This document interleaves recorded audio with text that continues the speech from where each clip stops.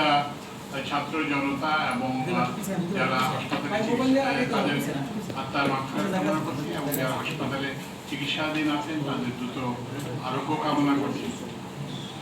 তো আমি আসলে অ্যাকচুয়ালি পদ্মা সেতুটা মানে আমার একটা প্রতিমধ্যে একটা থামা।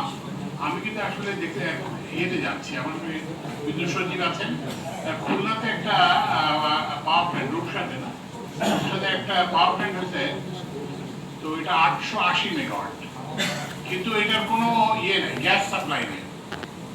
আপনারা যে ওই যে আমরা উন্নয়নের যে একটা বিভ্রান্তি, সেটা হচ্ছে এটা যে আপনি তো এটা খরচে দেখাচ্ছেন, আপনার জিডিপি বাড়তেছে, গ্রোথ বাড়তেছে, কিন্তু এই গ্রোথ তো কোনো কাজের না। কারণ হচ্ছে আপনি যদি বিদ্যুৎ না পায় তাহলে তো এই গ্রোথের তো একটা সংখ্যা।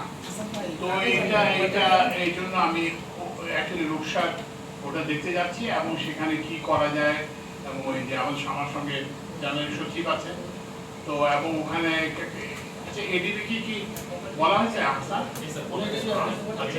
তো এটা আমার এশিয়ান উন্নয়ন ব্যাংকের অর্থায়নে করা হয়েছে।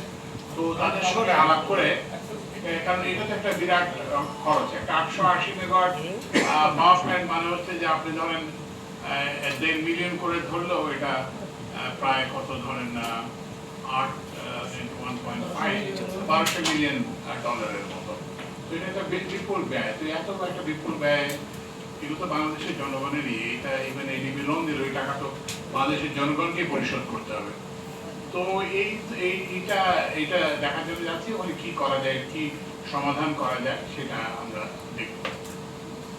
তো প্রতিমধ্যে যেহেতু আমি পদ্মা ব্রিজের উপর দিয়ে যেতে হবে, তো আমি পদ্মা ব্রিজের উপর এর জন্য আমরা এখানে থেমেছি এবং আজকে আমরা পদ্মা ব্রিজ দেখছি। কালকে আমি কালকে যখন ফিরবো তখন আমরা রেল সচিবকে আসতে বলছি, তো তখন আমরা ওই যে রেলের ব্যাপারটাও দেখবো, কারণ যাতে একসঙ্গে ওই যে আমাদের তো বারবার যাতে আসা যাওয়া করতে না হয়, সেই জন্য আমরা এই করবো। তো সচরাচর আপনাদেরকে আমরা সাংবাদিকদের আমরা খুব একটা সুখবর দিতে পারি না, তো আজকে আপনাদেরকে আমরা একটা সুখবর দিতে পারি। সেটা হচ্ছে যে আমরা যখন উপদেষ্টা পরিষদে যোগদানের পরে আমাদেরকে প্রধান উপদেষ্টা একটা সাধারণ কতগুলো নির্দেশ দিয়েছিলেন। তার মধ্যে একটি নির্দেশ ছিল যে কি বলে মৃতব্যয়িতে না, ব্যয় সংকোচন করা, মানে খরচ কমানো। কারণ আপনার দীর্ঘদিন আন্দোলন হয়েছে, তারপর বেশ কিছুদিন ধরে, তারপরে ফলে কলকারখানা চলে না, অফিস আদালত বন্ধ ছিল, ফলে রাজস্ব আদায় হয়নি আশানুরূপ ভাবে। তো এখন ওই জন্য আমরা যে যদি আপনার আয় যদি না বাড়ে তাহলে তো উপায় হচ্ছে খরচ কমানো। সেই খরচ কমানোর জন্য দিয়েছিলেন প্রধান উপদেষ্টা, নির্দেশনা দিয়েছিলেন। আমরা সেই নির্দেশনাটি আমার অধিক্ষেত্রে যেসব মন্ত্রণালয় বিভাগ আছে সবগুলোকে আমরা তাদের সঙ্গে বসে আমরা বলছি যে আপাতত আমাদেরকে ব্যয় সংকোচন করতে হবে, খরচ কমাতে হবে। বাট খরচ কমানোর উদ্দেশ্য এটা না যে আমরা কম করব, একই কাজ কিন্তু কম মূল্যে করব, এবং এরপরে যখন আরো আমরা এর ফলে হবে কি যে আমরা একই পরিমাণ টাকা দিয়ে বেশি প্রকল্প বাস্তবায়ন করতে পারব। তো আমরা সেই সেটার ব্যাপারে এই যে ব্রিজের যে পদ্মা সেতুর সঙ্গে ব্রিজের ডিভিশনের সচিবকেও নির্দেশ দেওয়া হয়েছিল। তো আমি আনন্দের সঙ্গে আপনাদের জানাচ্ছি যে পদ্মা সেতু প্রকল্পের সর্বশেষ প্রাক্কলিত ব্যয়, শুধু বারবার ডিভিশন আপনারা জানেন, সর্বশেষ প্রাক্কলিত ব্যয় ছিল 32,605 কোটি 52 টাকা।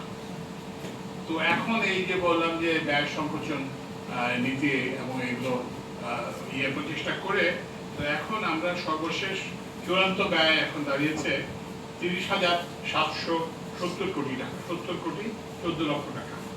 তো অর্থাৎ এখানে প্রায় 1,835 কোটি টাকা সাশ্রয় হয়েছে। এটা থেকে আপনারা যেটা বুঝতে পারেন যে আমাদের এখানে যদি ভালো সরকার থাকতো তাহলে হয়তো আমরা পদ্মা সেতু আরো অনেক কম ব্যয় করতে পারতাম।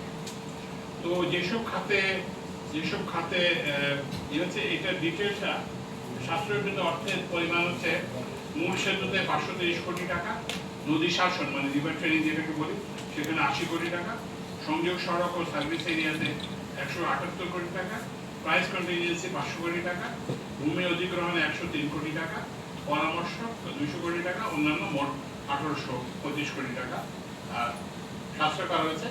এর ফলে হচ্ছে যে আমাদের স্পেস, আপনি জানেন যে অনেক বেশি পরিকল্পনা অনুমোদিত হয় কিন্তু টাকা দেওয়া যায় না, বিশেষ করে যেগুলো অবহেলিত এলাকা, যেসব এলাকার বড় মুরব্বী নাই, বড় মন্ত্রী কিংবা নেই, তো তাদের কণ্ঠস্বরটা তো এদের পৌঁছায় না।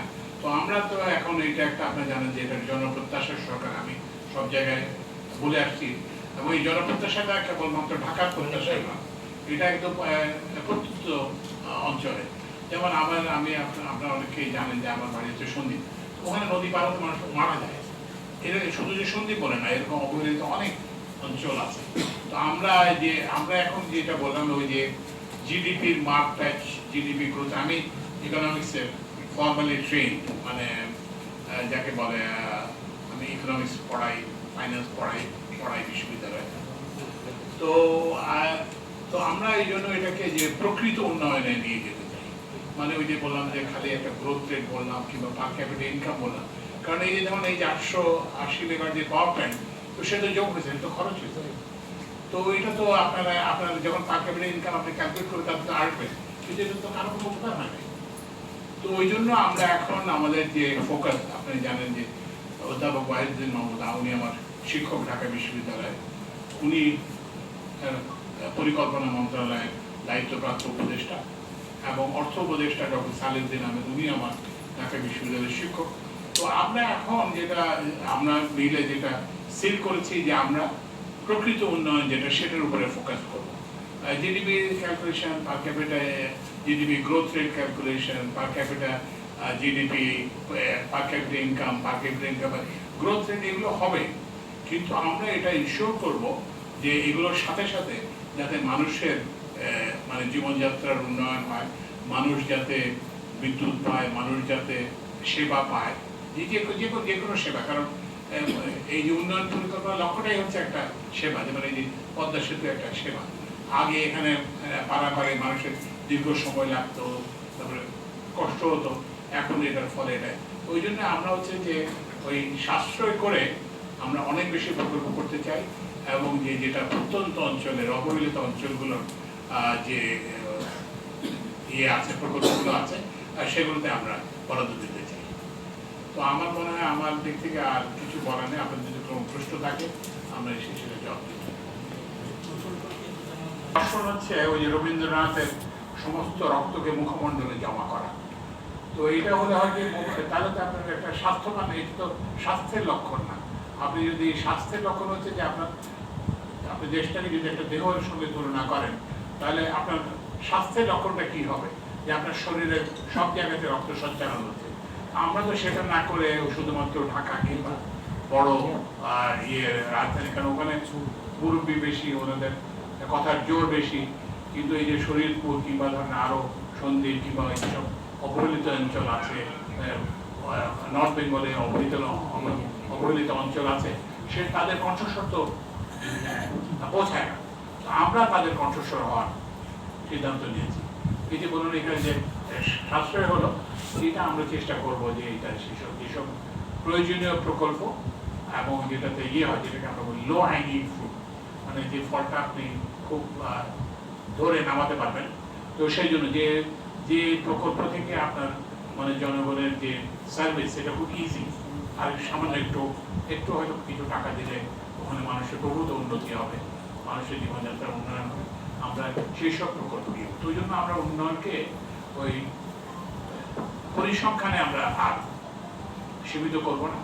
আমরা আমাদের এখন উন্নয়নের, আমি ওনাদের যারা ছিলেন আমার বিভাগে, আমার ইয়েতে 5 জন সচিব আছেন, তো সবাই বলতে যে এখন আপনাদের কিন্তু মূল্যায়ন হবে যে আপনার গ্রাহক সেবা, মানুষ কিভাবে উপকৃত হলো সেটা দিয়ে মূল্যায়ন হবে।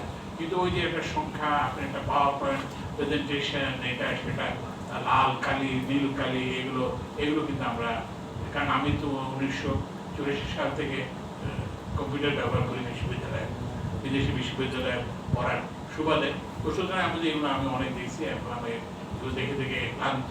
তো এগুলো আমাকে দেখাবেন না, আমাকে বলবেন যে আমি যেটা শুনতে চাই যে মানুষ যদি একটা ওই যে বিআরটি অফিসে যে বলে যে না আমি লাইসেন্স পেতে বিড়ম্বনা হচ্ছে না, কিংবা আপনি এখানে যাতায়াত রাস্তায় করলেন, কিন্তু যদি সময় না কমে, যাত্রার সময় না কমে, তাহলে রাস্তা করে আপনার লাভ কি?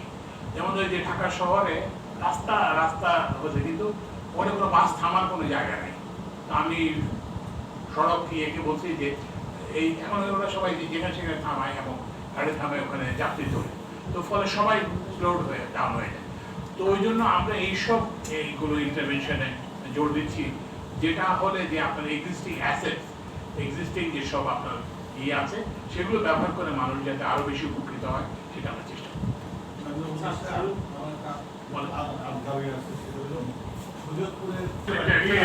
ঠিক আছে, আমি এটা জেনে নিলাম। আমার ওই যে সড়ক বিভাগ কিন্তু আমার দায়িত্বের আওতাধীন।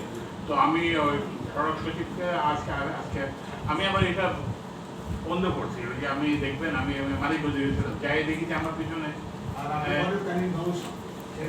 যে কাজটা এখন যে ঠিকাদার পেয়েছে আমাদের জানা মতো আওয়ামী লীগের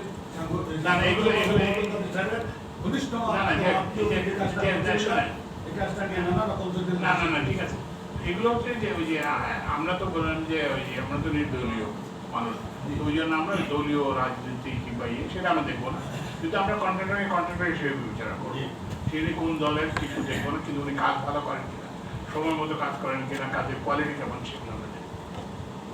তো যেটা আমি আজকে বিদ্যুৎ সড়ক সচিবকে আনি নাই কিংবা রেল সচিবকে আনি নাই, এটার কারণ হচ্ছে যে আমি মানিকগঞ্জে গেছিলাম, তো ওখানে যাই দেখলাম যে আমার পিছনে প্রায় ওটা 10 বা 12 কি 15টা গাড়ি। তো আমি জিজ্ঞেস করতে কি আমি কি বিয়ের বরযাত্রী যাচ্ছি নাকি এতগুলো গাড়ি? তো ওই জন্য আমরা এখন স্থির করেছি যে এই সব ক্ষেত্রে আমরা ট্যাক্স সংযোগ করব। এই যে অতিরিক্ত মানে একটা গাড়ি বহর একটা লোকজনকে দেখানো যায় যে অমুক উপদেষ্টা যাচ্ছে, তো এইসব প্রদর্শনীমূলক আচরণ থেকে আমরা বিরত থাকবো এবং সাশ্রয় করবো, এবং সেই সাশ্রয়ের টাকা দিয়ে আমরা এই যে শরীরপুরের এই যে এরকম দাবি এবং নানান জায়গা থেকে এরকম দাবি আছে, সেগুলো আমরা দেখবো। মাননীয় উপদেষ্টা, আচ্ছা মাননীয় কারণে বলবেন, এত দরকার নেই, আমাদের কোনো মানও নেই, এমনি বলেন। রাষ্ট্রে আসলে অন্তর্বর্তীকালীন সরকারের গুরুত্বপূর্ণ দুটি যে মন্ত্রণালয়গুলো, বিশেষ করে আমরা যদি বিদ্যুৎ জ্বালানি করি, সেখানে আমরা যতটুকু খবর পেয়েছি এখন পর্যন্ত যে দুর্নীতি নিয়ে নানান প্রশ্ন উঠেছে আগের অবস্থা, এবং সড়ক পরিবহন খাতে আমরা দেখেছি ব্যাপক সিন্ডিকেট এবং অনিয়ম ছিল।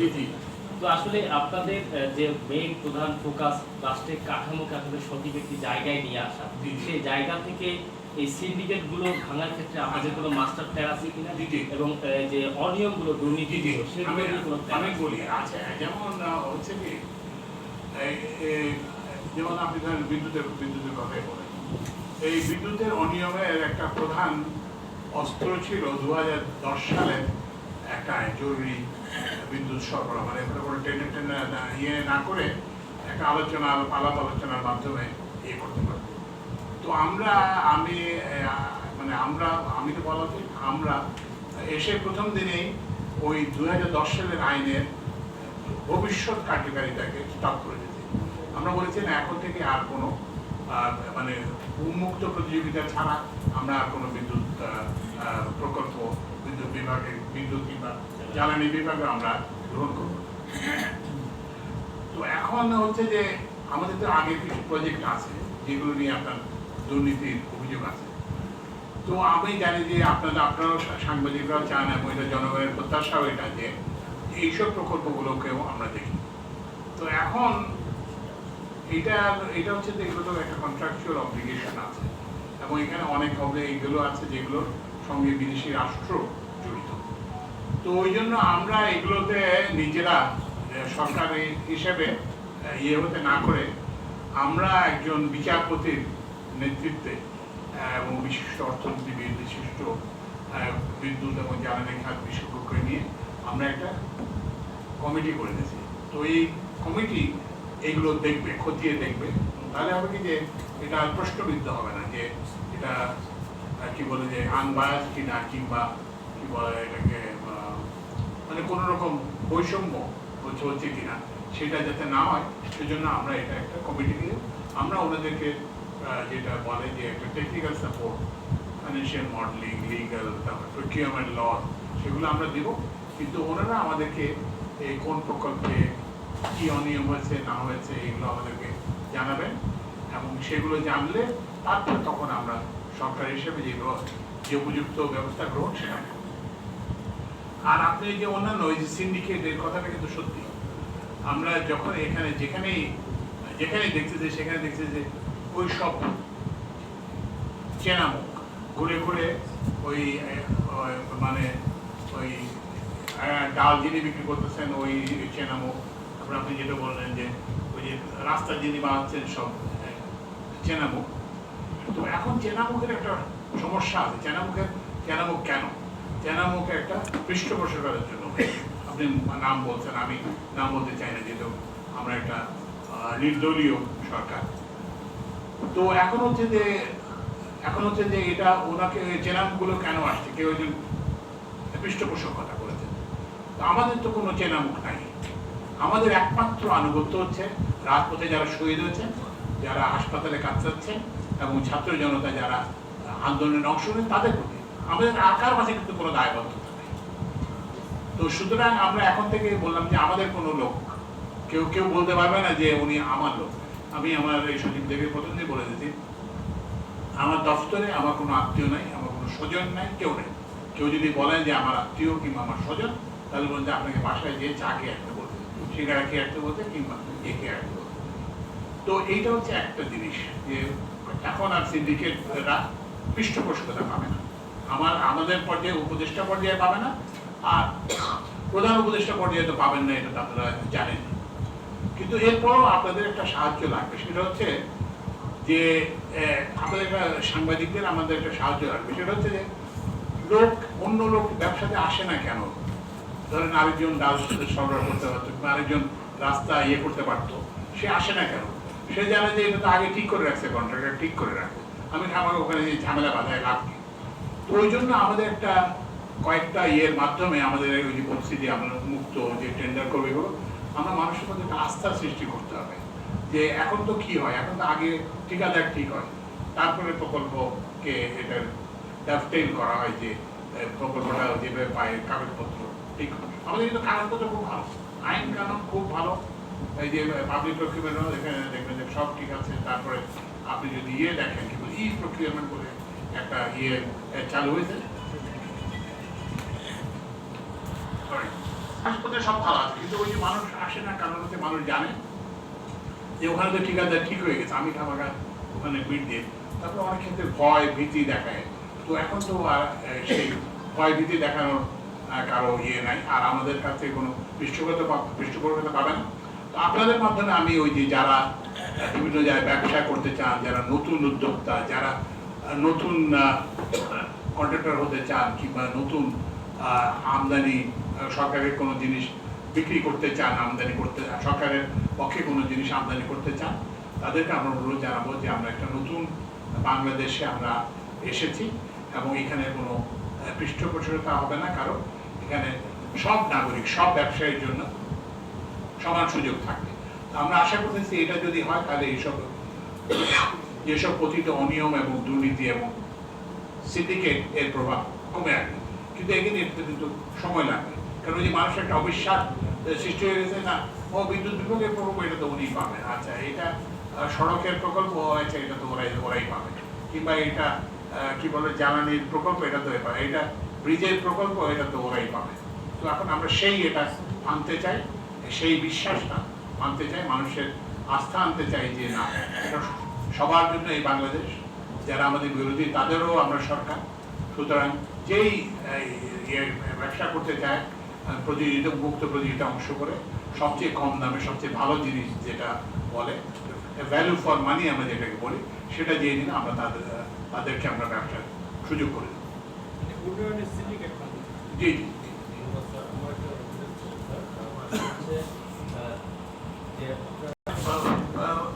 প্রথম আমি দ্বিতীয় প্রশ্নটার জবাব আমি দিব না এই মানে দিব না আমরা দিতে পারবো না এই কারণে আমার এটা হচ্ছে কিন্তু আমি মোর অফ এ টেকনোক্রেটিক, মানে আমি হচ্ছে যে ওই যে রাজনীতিটা উপদেষ্টা অন্য উপদেষ্টারা দেখেন প্রধান উপদেষ্টা নিজে দেখেন, কিংবা আপনি যেন আসিফ নজরুল সাহেব দেখেন, তো এবং রাজনীতিবিদদের সাথে ওনারা আলোচনা করেন। তো সুতরাং ওই প্রশ্নটা ওনাদেরকে করলে সমীচীন হয়, কারণ আমি যেটা সম্পর্কে জানি না সেটা সম্পর্কে আপনাকে একটা মিথ্যা দেওয়া। আর কিংবা উপদেষ্টা পরিষদে এখন পর্যন্ত ওই বিষয়টা এমনভাবে এমনি আমরা একটা আছে যে অবশ্যই এটা একটা অন্তর্বর্তীকালীন সরকার, আমরা একটা নির্বাচিত সরকারের কাছে ভালো গ্রহযোগ্য নির্বাচনের মাধ্যমে ক্ষমতা হস্তান্তর, এই ব্যাপারে কোনো দ্বিমত নাই। কিন্তু এটার যে রোড ম্যাপ, সেই রোড ম্যাপটা এখনো আলোচিত হয়নি, তো সুতরাং আমি এটা কিছু বলতে পারবো না এখন এই মুহূর্তে। আপনার যে দ্বিতীয় প্রশ্ন, এই যে দ্রব্যমূল্যের জন্য, তো এই যে দ্রব্যমূল্য যেটা, সেটা হচ্ছে যে ওই যে যেমন বিদ্যুতের উদাহরণ নিই, আপনারা বিদ্যুৎ উন্নয়ন বোর্ড এবং অন্যান্য যারা ওনারা বেশি দামে বিদ্যুৎ কিনছেন। আগে একটা নিয়ম ছিল বাংলাদেশ এনার্জি রেগুলেটরি কমিশনের মাধ্যমে, ওখানে সবাই গণশুনানি হবে, যেখানে কনজিউমার্সরা যাবে, সবাই যাবে, আলোচনা করে একটা বিদ্যুতের মূল্য স্থির হয়। কিন্তু সরকার একটা করে একটা সংশোধনী, কত 34 সংশোধনী এনে বলে যে না, সরকারই নির্ধারণ করবে। তো মানে ব্যাপারটা আমরা আর মামুরা, মানে আমরা এখানে বিভিন্ন দামে জিজ্ঞেস করবো, আপনারা বিদ্যুতের দাম বাড়ায় দেবেন, বাস তাহলে। এখন আমরা কিন্তু সেটাকে স্ট্রাইক আউট করে দিচ্ছি। এখন কিন্তু সরকার আর বিদ্যুতের মূল্য নির্ধারণ করবে না।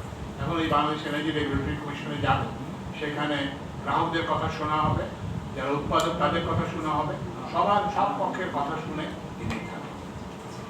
আর ওই যে বললাম যে আপনার ওই যে যেটা ওই যে মূল্যস্ফীতি, বাজারে যে এই জিনিসের দাম কেন বেশি, ওই যে বললাম আমাদের ওই যে সিন্ডিকেট আছে, আমাদের রাস্তার খরচ বেশি, আমাদের কি বলে যে এই যে যারা কি বলে জ্বালানি সরবরাহ করেন তারা উচ্চ মূল্যে করেন সিন্ডিকেটের কারণে, যারা ডাল সাপ্লাই করেন তারাও উচ্চ মূল্যে দেন, যারা ফার্টিলাইজার সাপ্লাই করেন, তো সেটা একটু সময় লাগবে একটা। আরেকটা জিনিস হচ্ছে যে আমাদের বাংলাদেশ ব্যাংকটা খুব ভালোভাবে পরিচালিত হয়। পরপর আমাদের 3 জন গভর্নর ছিলেন, একজনের সময় রিজার্ভের চুরি হলো, আর এরপরেও 2 জন গভর্নর ছিলেন যারা ওই যে সেন্ট্রাল ব্যাংক একটা ইন্ডিপেন্ডেন্ট বডি বলে মনে করা হয়, তো তারা তাদের যে স্বতন্ত্র সত্তা সেটা বজায় রাখতে পারেননি। তারা বিভিন্ন ব্যবসায়ী এবং বিভিন্ন যেটা বলি আমরা কায়েমি স্বার্থ, তাদের দ্বারা নিয়ন্ত্রিত হয়েছিলেন। তো এখন আমরা একজন বাংলাদেশ ব্যাংকে আপনারা নিশ্চিত খবরের কাগজে দেখেছেন যে আমরা একজন কি বলে যে অত্যন্ত দক্ষ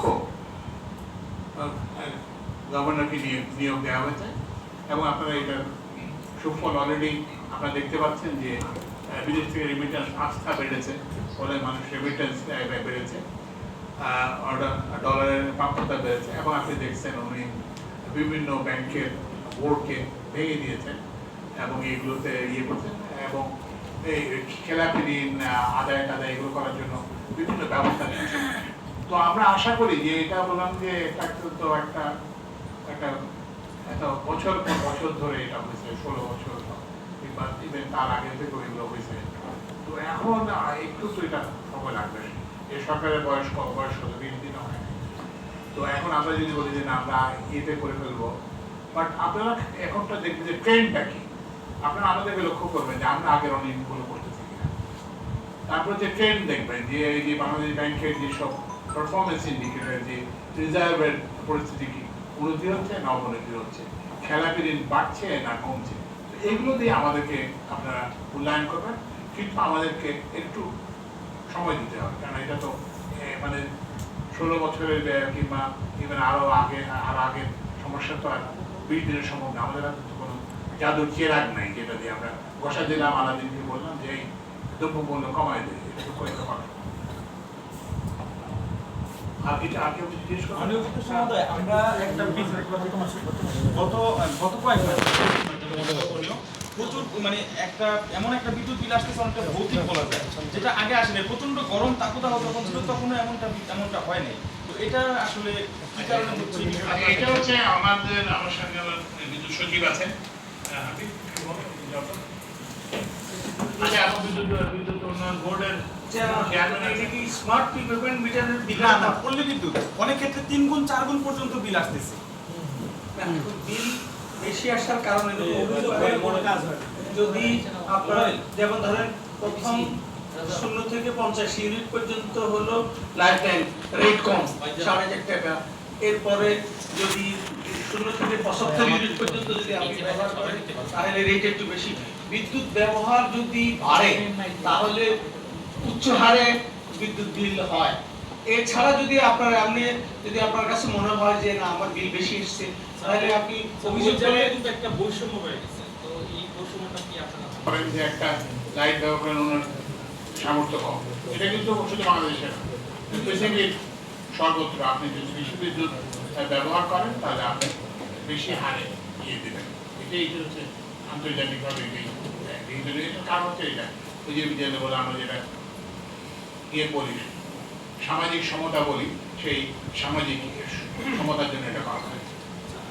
আরেকটা হচ্ছে যে ওই যে বিদ্যুৎ এটা কিন্তু ওই যে চেয়ারম্যান আর জন্য একটা নোট নাম, সেটা হচ্ছে যে আপনারা স্পেসিফিক ওই যে যেটা বলছিল যে স্পেসিফিক যদি কোনো কেস থাকে আমি একটু যদি সুনির্দিষ্ট করে বলতে চান তাহলে আমি বলতে চাই, আমি গত মাসে একটা অভিযোগও করেছি, কয়েকটা অভিযোগ করা হয়েছে আমি নিজে এবং অনেক কয়েকজনকে দিয়ে।